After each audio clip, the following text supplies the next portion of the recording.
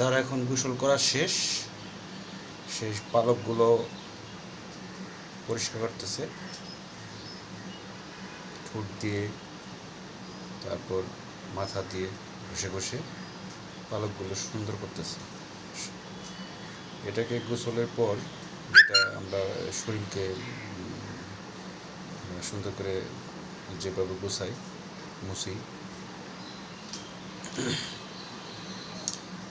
পাখিও ওইরকম গোসল করছে, করার পরে এখন শরীরটাকে সে সুন্দর করে মুছতেছে এবং পালকগুলো ঝাড়তেছে। যেখানে যেখানে পানি পৌঁছে নেয় সেখানে পানিগুলো সুন্দরভাবে পৌঁছে গেছে, শরীরগুলো ঝাঁকাইতেছে পাখাগুলো। প্রতিদিন ময়না এইভাবে গোসল করে। যদি একদিন গোসল না করে তাহলে যে খাবারের পানি দেওয়া হয় ওইটার মধ্যে মাথা দিয়ে তারপরেও একটু হইলেও গোসল করবে। তো এইভাবে বাটিতে যখন পানি দেওয়া হয় সে খুব খুশি হয়, খুশি হয়ে বাটিতে নামার পরে ওইখানে বাটিতে সুন্দর করে গোসল করে এইভাবে সে শরীর পরিষ্কার করে এবং এই পালকগুলো সে আবার নতুন করে সুন্দর করে গোছায়।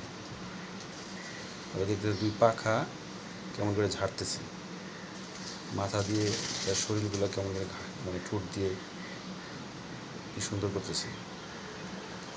মানে এটাকে বলে সাজুগুজু। গোসল শেষ, এখন সাজুগুজু করতেছে।